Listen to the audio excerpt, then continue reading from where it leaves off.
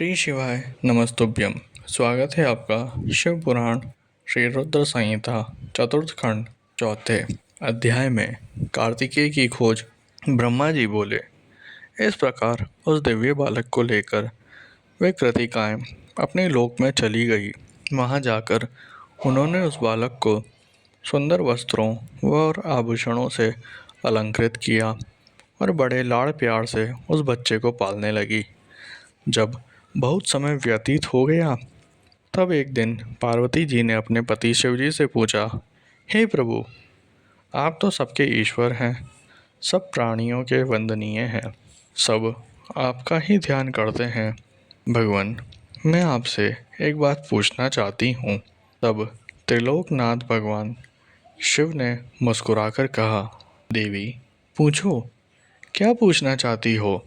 तब देवी पार्वती ने कहा, प्रभु, आपकी शक्ति जो पृथ्वी पर गिरी थी वह कहाँ गई। देवी पार्वती के इन वचनों को सुनकर शिवजी ने विष्णु जी, मेरा और सब देवताओं और मुनियों का स्मरण किया।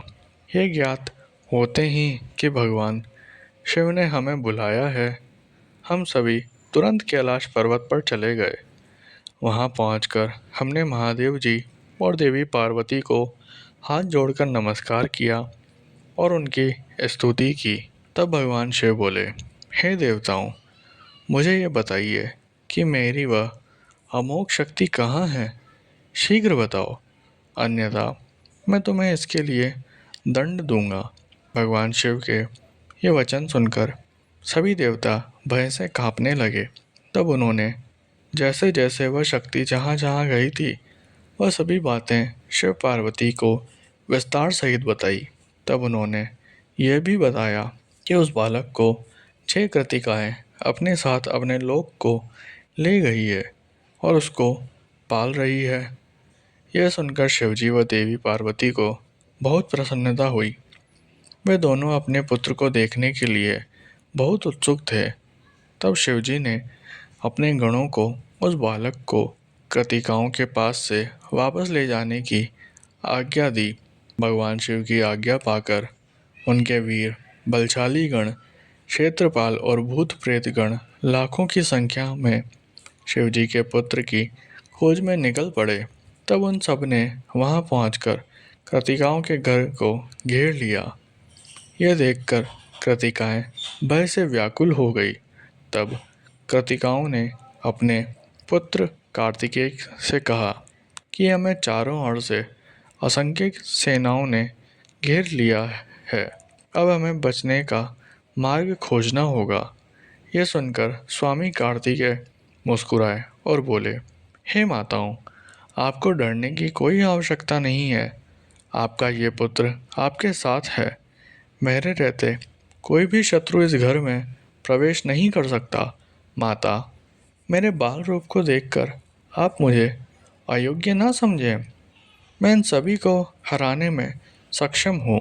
इससे पूर्व की कार्तिकेय उन गणों की सेनाओं को नुकसान पहुँचाते, नंदीश्वर उनके सामने आकर खड़े हो गए और बोले, हे माताओं, हे भ्राता, मुझे संसार के संहार करता भगवान शिव ने यहाँ भेजा है। मेरे यहाँ आने का उद्देश्य किसी को नुकसान पहुँचाना नहीं है।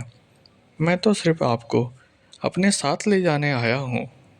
इस समय ब्रह्मा, विष्णु और शिव त्रिदेव आपकी कैलाश पर्वत पर प्रतीक्षा कर रहे हैं तथा आपके लिए चिंतित हैं। आप शीघ्र ही हमारे साथ पृथ्वी पर चलें। आप अभी तक अपने जन्म के उद्देश्य से सर्वथा अनजान हैं।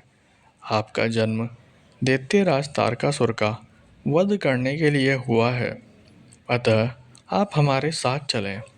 वहाँ पृथ्वी लोक पर सब देवताओं सहित स्वयं भगवान शिव आपका अभिषेक करेंगे तथा सब देवता अपनी अपनी दिव्य शक्तियों और अस्त्र शस्त्र आपको प्रदान करेंगे। यह सुनकर कार्तिकेय बोले, यदि आपको भगवान शिव ने यहाँ मेरे पास भेजा है तो मैं अवश्य ही उनके दर्शन के लिए आपके साथ चलूँगा। हे तात, ये ज्ञान योगिनियाँ प्रकृति की कला है। इन्हें कृत्रिमा नाम से जाना जाता है। इन्होंने ही अब तक मेरा पालन पोषण किया है, इसलिए ये मेरी माताएं हैं और मैं इनका पोष्य पुत्र हूँ।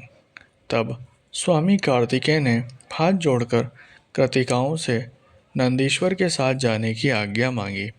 माताओं ने अपना आशीर्वाद देकर उन्हें वहां से जाने की आज्ञा प्रदान कर दी।